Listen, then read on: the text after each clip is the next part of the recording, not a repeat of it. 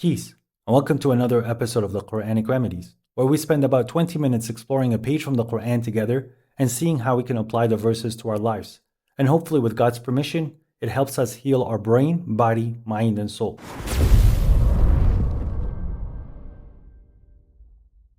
So today we'll be reading from chapter 2, the cow, from verses 177 to 181. A'udhu billahi minash shaitanir rajim. I seek refuge to God from the accursed devil. Bismillahir Rahmanir Rahim.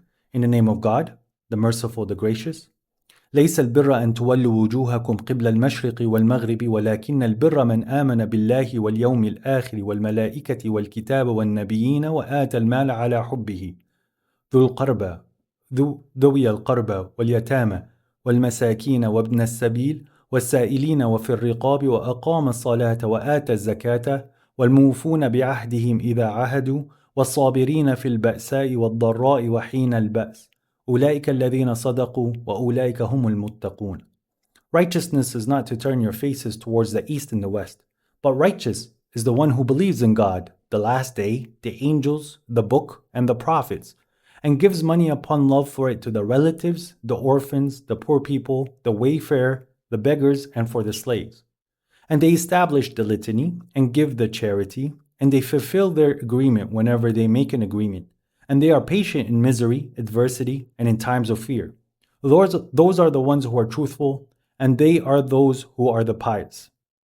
يا أيها الذين آمنوا كتب عليكم القصاص في القتلى الحر بالحر والعبد بالعبد والأنثى بالأنثى فمن عفي له من أخيه شيء فاتباع بالمعروف وإيداء إليه بإحسان ذلك تخفيف من ربكم ورحمة فمن اعتدى بعد ذلك فله عذاب أليم.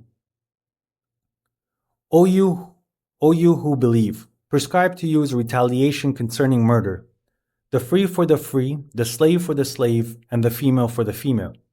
But whoever pardons anything from him as his brother, then he should follow up with a kind act and payment to him in goodness. That is an alleviation from your Lord and a mercy. And whoever trespasses after that, thence he will have a painful punishment. وَلَكُمْ فِي الْقِصَاصِ حَيَاةٌ يَا أُولِي الْأَلْبَابِ لَعَلَّكُمْ تَتَّقُونَ. And for you is life in the retaliation, O those of intelligence, perhaps you will be pious. كتب عليكم إذا حضر أحدكم الموت إن ترك خيرا وصية للوالدين والأقربين بالمعروف حقا على المتقين. Prescribed to you when death appears to one of you is to bequeath a good legal will for the parents and the relatives in kindness as a duty upon the pious. فمن بدله بعد ما سمعه فإنما إثمه على الذين يبدلونه إن الله سميع عليم.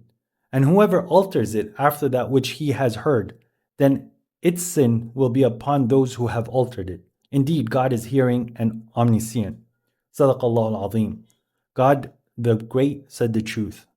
God now, in these verses, he's opening up with something that you could clearly see that a lot of people are struggling nowadays. People think that if they are upholding certain rituals in a certain style, that is what righteousness is. That they're having their prayer in a certain style while they're standing in a certain way or raising their hand in a certain way or moving in a certain way, that this is what is to them as righteousness.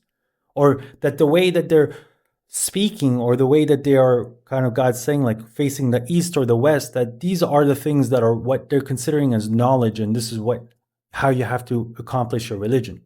But God says that actually righteousness is your faith in what you believe in. And then God lists what you should be believing in, which is God, the last day, the angels, the book, and the prophets. One thing that I want to point out here in the Arabic language, the book is actually singular, it's not plural. So God is talking about a singular book that we need to believe in. Yes, this is something that is oftenly debated when it comes to debating with certain sects or the sectarians. But the book, quite simply, is the judgment or the outcomes or what needs to be done when certain things are present. This is technically what the Quran is teaching you. Part of it is the book, and that's what the Torah taught you, and that's what the Gospel has taught you. But all of it together would be considered the book. The book is more than just the Quran, technically. But with that said, God did list a few things that we have to believe in. But with each one of those, there's certain responsibilities or certain things that you need to do to prove that you believed in there. So there's a lot of people that think they're righteous because they fast and they pray in a certain way, but truthfully, they might not believe in the day of judgment despite them saying it in their words, because they're quickly to turn on you or to lie or to come up with stories, not fearing the day of judgment. They're not really considering God despite them saying that they believe in Him. So the same thing is that you within your life, if you believe in the book, as God says to tell you to believe in the book, then you have to give the book the credence and the due diligence that it requires. When the book is being recited in front of you, you have to listen. You have to understand and you have to see where it's being applied in the situation that you're in. And the angels are around you working. So when someone says, oh, fear so and so, or fear certain protocols or certain agencies, why? I have the unseen that I believe in that can support me when God wants them to support me. And they are here to support us as long as you're believing that God is here to support us. And then God also tells us to believe in the prophets, because the prophets have a very good example on how to be an exemplary human being, someone who has an amazing relationship with God, who is proving what righteousness is.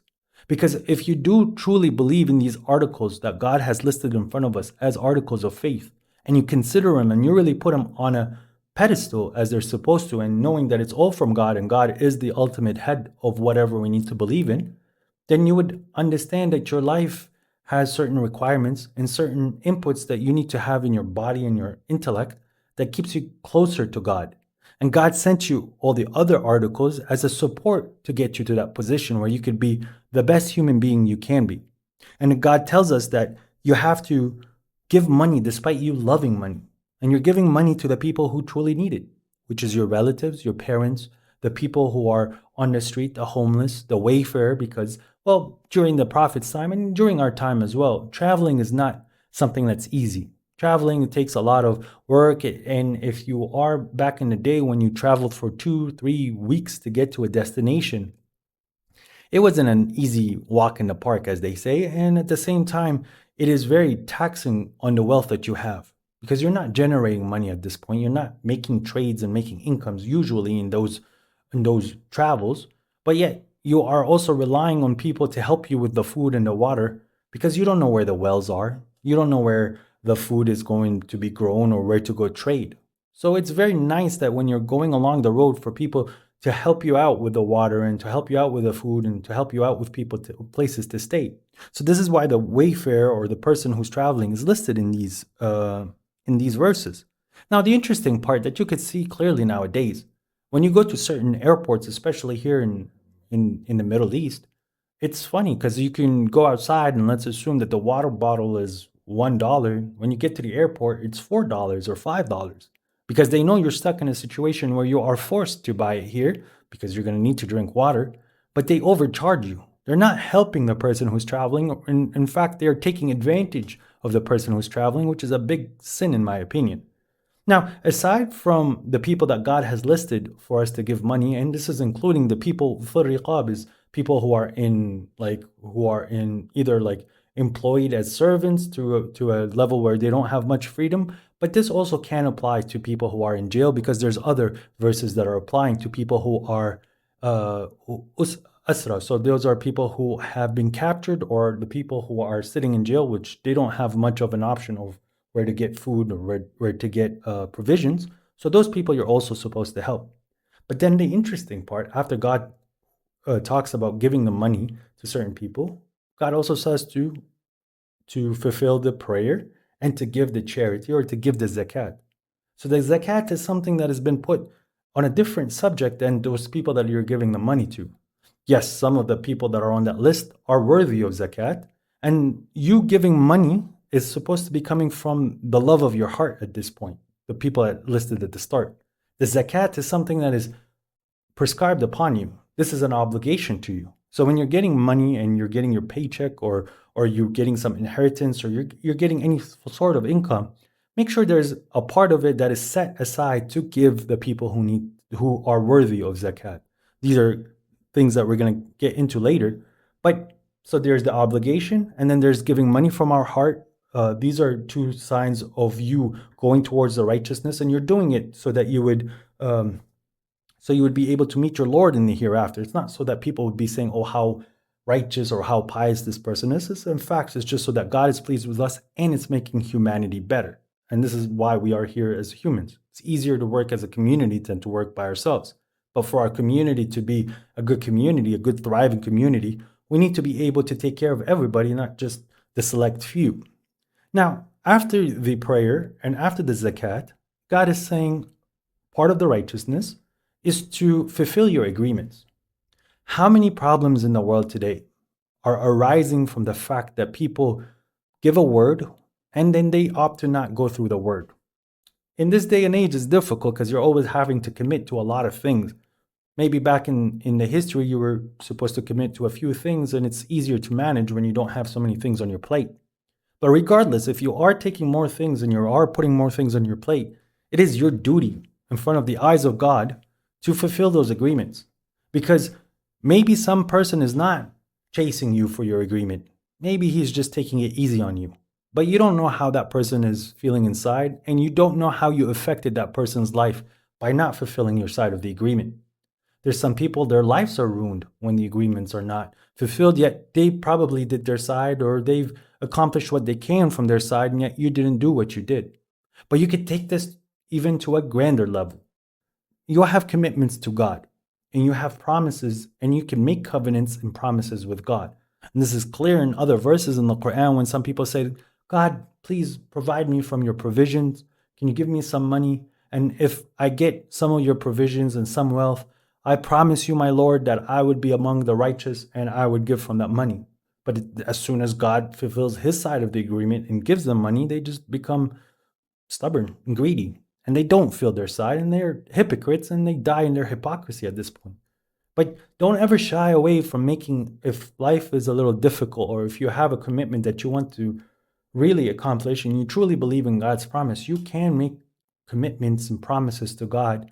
And if God accepts it, you will see it unravel in your life. But you have to recognize that what you asked for, you got, and then you fulfill your side of the agreement because it's going to be asked. And the other thing that's important for being righteous, which God clearly stated a few times in this chapter, is to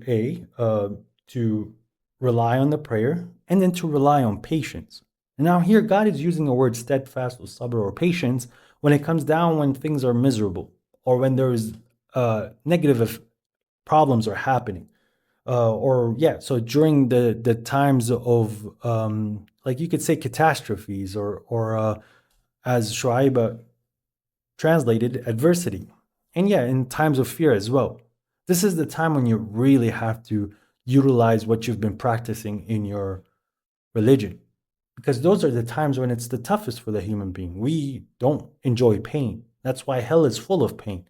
That's why us as human beings, we try to avoid pain. Because this is our communication to what should be done and what shouldn't be done. And sometimes that's a punishment because you've caused pain. So now you need to have a certain set of pain to find the equal and the justice in whatever you have done or whatever your hands put forth. So when we are going through pain, it's very easy to give up. That good feelings that we had and that closeness that we had to God, a lot of people crumble. It's like because then they start to blame God. Despite that everything is coming from God, whenever we are going through adversities or like misery, it's because of our own actions. Like we could take it right now to a very global level of whatever is happening in certain countries, whether it's Palestine, Sudan, and other countries where they're having civil war. This isn't an isolated event. This isn't technically a punishment from God yet. Yes, it is a form of a trial and a test from God. But it's the sum of the actions of many people for many generations. And many warnings that came to them where they chose not to change who they are, or they chose not to change their approach to life, where they got to a point where they're so sealed and where they're so blind and deaf and so holding on to concepts that don't really matter on the day of judgment, where they don't have a problem killing either literally their brother or killing another group of people because they just want to label them as things. And instead of progressing society at this point, it's causing pain and harm. We could sit here and blame God as much as we want, saying that God is not helping them or God is not around. Actually, God is assisting the people who need assistance or being oppressed in ways that we don't understand. But at the end of the day, it's our fault. God is producing the results of what we have been putting in the pot personally, in our families, and what our families are doing and what our communities are doing, and then what the society is doing in general. So these are the results. And for us to really show righteousness in this moment, patience is what we need to do. We need to hold on to what we need to hold on, even if the whole world is hating us at that point, and you have to strive with what you know. So after God lists the attributes of who's righteous, God's saying those are the people who actually believed. Those are the people who believed, and those are the people who are aware of God. Because those are the moments, it's very easy for us now when we're talking about God to be conscious of God and to be aware of God. But then when you go on the street and you start to interact with people, and then you don't even consider God at one point, nor do you remember your prayer, or you're not feeding the people that need to be fed along the way, or giving the money whoever is asking you, then you aren't really guided at that point. You know the truth, but you're not applying it. And so you're kind of just saying that the West is the truth or the East is the truth, but yet you're not really putting your heart into it. Now, God then tells us about the judgment. There is retribution and retaliation when things go wrong. Whether it was accidental or whether it was intentional, there are rules for every single case scenario. But you, as a person who is very God conscious or trying to be God conscious, and you're always thinking about what is the best way to approach a problem to solve it, you need to find the ground where one side gets whatever he's taking from, and then another side is maybe punished, or maybe one side should pardon. So you need to find the correct approach to what you believe is the most righteous in the eyes of God, and you have to be a very fair judge. Of course, this is not for everybody, and people can't have their input. And yes, usually you want to keep this to the people in charge, your whoever the community leader at that point, or if you guys are in nation leaders, people in courts, they're supposed to be as fair as possible. God is giving us a general guideline of what we want, of what he wants, what is best for society. It's not random, it's what is the best for society. So one of the things that God is saying, that if someone is killed, there needs to be a blood price. So if a free man is killed, a free man needs to be also paid back in retribution. You're going to say that it's not fair, or maybe what's the reason for that person to die if he had nothing to do with the incident? Because yes, if I had a slave and somebody kills my slave, I'm supposed to kill a slave of somebody else. Well, there is a clause to make it fair where that you as a human, if you're thinking that you want to be empathetic, you can forego that punishment. You can promote life instead of putting the person on the chopping block. But why is the chopping block there? Think about, well, it kind of alludes to the next verse, that this retribution, in the price of retribution, you're going to find life. Because how many people who are really angry and really wanted to kill somebody, they opted not to, is just so that they don't go on the chopping block. So I don't want to commit this sin because I don't want myself to be killed. I want to hold on to my life longer. So that kind of allowed the other people to live. So when it came down to the point when they wanted to kill each other, God has produced a way for enough fear so that certain people would shy away from committing the murder.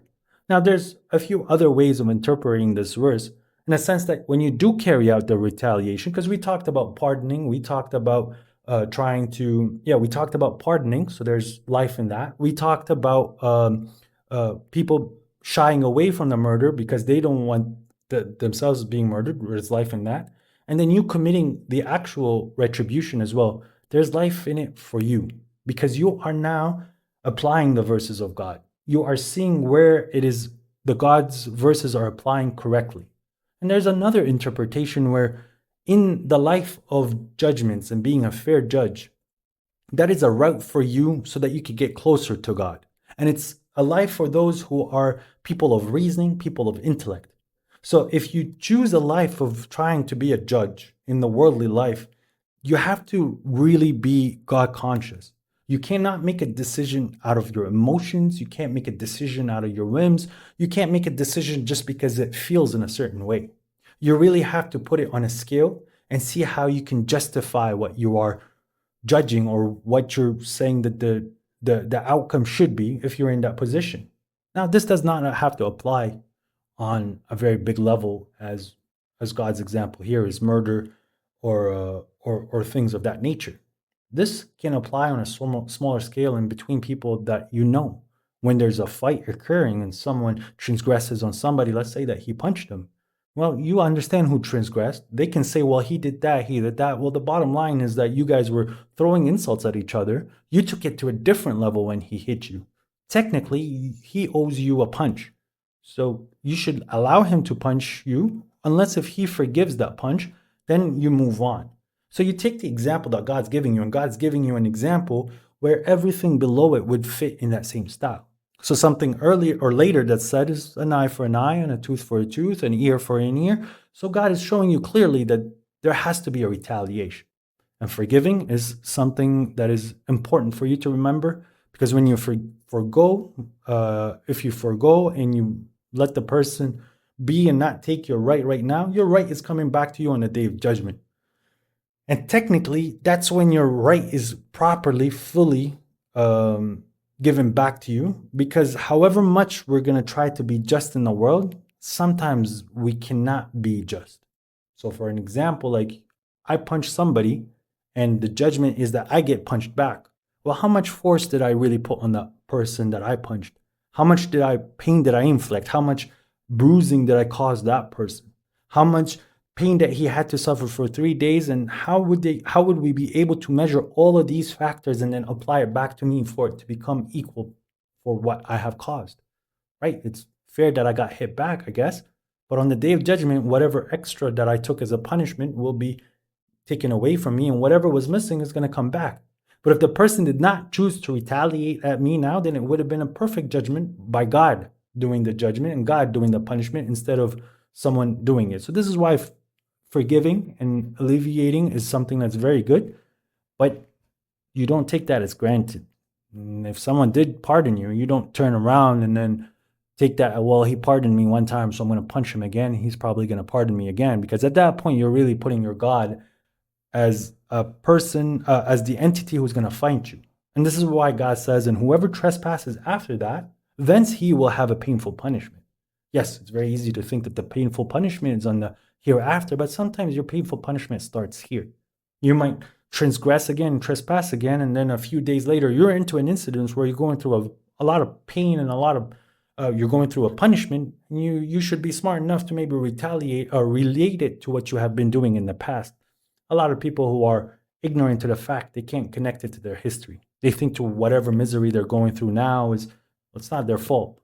It wasn't me. I'm not the criminal, and that's why I'm sitting in jail, because I'm not guilty. And it's funny, because if you do go and ask the people in jail, 90% of them will tell you how they're not guilty. Like, oh yeah, I killed him, but it's not my fault. It's because he did this.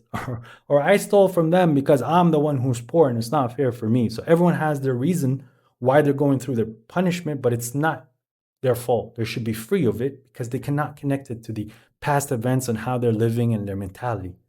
And yeah, so whoever is trespassing again, he's having a painful punishment. Now God gives us another judgment that we need to keep in mind. God says to us that when we're approaching death, we have to keep a will.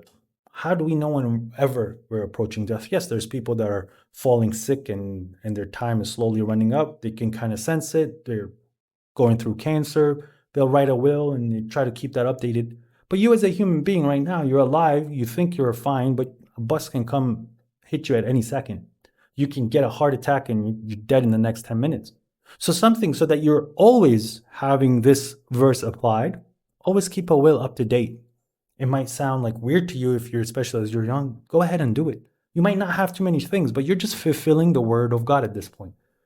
To me, I believe that you can make a good bequest for your parents and for your relatives and try to apply some of the things that God tells you in, I believe, chapter 4. But at the same time, God is also giving you the ability to make wills for people outside of what God has already told you the way that it needs to be cut. Because one of the verses later that we're going to cover, God is saying that from after a bequest or a will or after a debt. So you can make a will and put the people that you think deserve whatever you have and do the cuts that you need to do and keep that up to date. That's something that's very important for us because we're fulfilling the word of God. And if God forbid something bad happens to you and you suffer from death, people are not stuck to what what you would like done other than the cut that God has ordained or the inheritance that God has ordained. Inheritance is something that's very important. You can't not play around with the inheritance. If someone is approaching death and you were present in what the person is asking for his stuff to be done, and there's a few people listening, you have to make sure that you remember and you recall as much as you can and try not to assume. And the worst thing that you could do is change something so that someone else would benefit. This is unfortunately something that's very rampant all over the world. How many arguments and how many fights and how many families have been broken apart just because of inheritance, just because of the concept of money and what people will get and what people shouldn't get. There's usually one or a few criminals where they want to eat the whole inheritance. And they changed the wills just so that it would benefit them and it wouldn't benefit literally their brothers or their cousins or their mothers or their children. It's very unfair and it's very wrong. But these are clearly the people who bought that worldly life. They don't care about God's judgment. They don't care about the book. They don't care that there's a day of judgment. They don't really care about God at that point. They just want it here and now. So to them, maybe righteousness is just standing in the mosque and praying and fasting Ramadan. And to them, that's righteousness. Just face the Qibla and do your daily exercises, but then they have no relationship with God. And they're not showing righteousness when they're literally eating the money that's prescribed for somebody else. And with that said, I hope you guys are enjoying this. And just so you know, we are starting a Telegram channel soon to carry on the conversation. And I will be moving these Quranic remedies to a separate channel just so that we can divide my certain striving that I have against people and to warn certain people and to teach a certain people. And then compared to the Quranic remedies, these are updates that you will be getting in the future. And thank you very much for listening. Wassalamu alaikum wa rahmatullah. Peace and blessings upon you all. And see you again later, inshallah.